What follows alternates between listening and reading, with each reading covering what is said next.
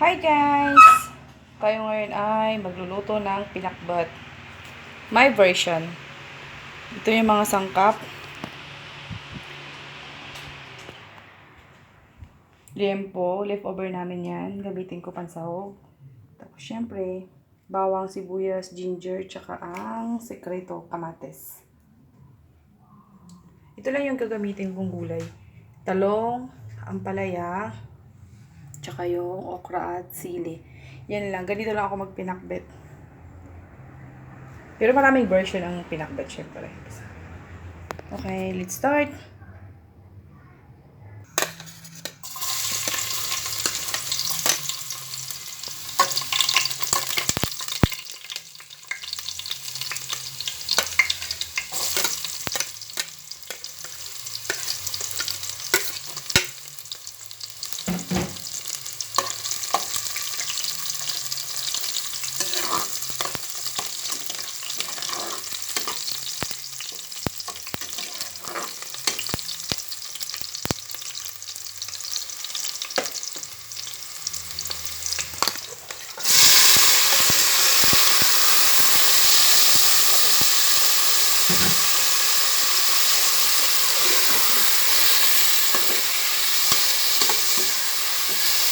Madami ako maglagay ng kamatis.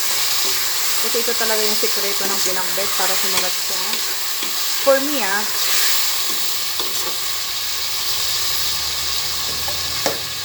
lutuin lang natin yan. Hintayin natin yung maging ganito na yung kamatis. Para maganda yung texture. Imamash natin siya.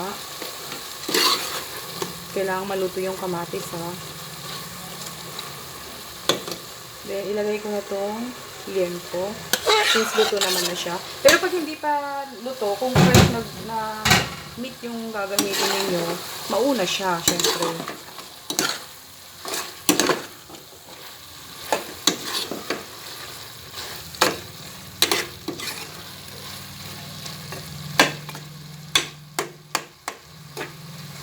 Yan.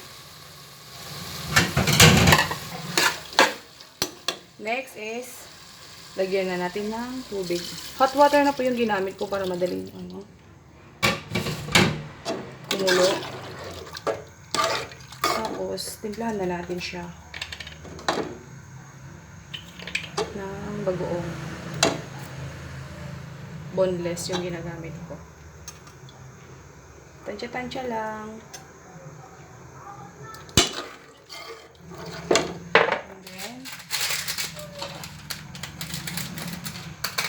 Siyempre, may partner. Pampalasa. Tsaka, naglalagay ako nito. 3 lang. Ilocano eh. Tak. Ajinomoto. Yan. Pakuluan natin yan. Para maluto yung bagoong niya. Tsaka yung, kompleto na yung timpla. Takpan natin. Okay, lagay na natin yung gulay. Start na tayo. Unahin ko yung ampalaya. Kasi, mas matagal siya maluto. Kailangan mauna siya konti. Kahit mga 2 minutes. Takpan ulit natin. After 2 minutes, sunod na natin yung talong. Ganyan ako maghiwa kasi para makita lahat yung may damage. Kasi organic siya eh.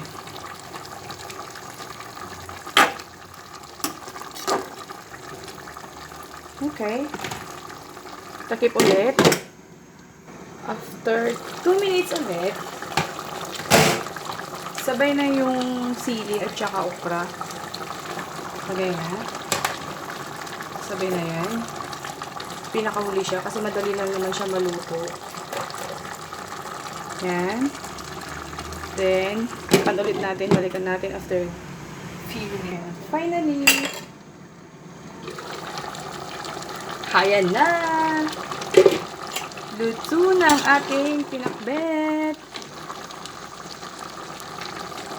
Ganda nung ampalaya o spiral. Okay.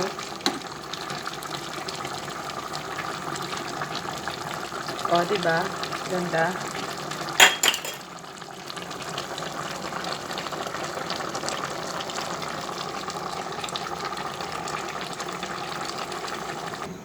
Sige.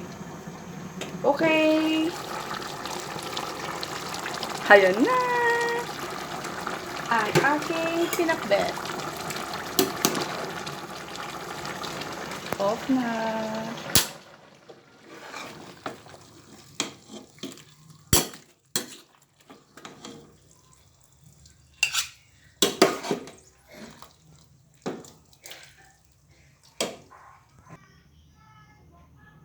Okay guys.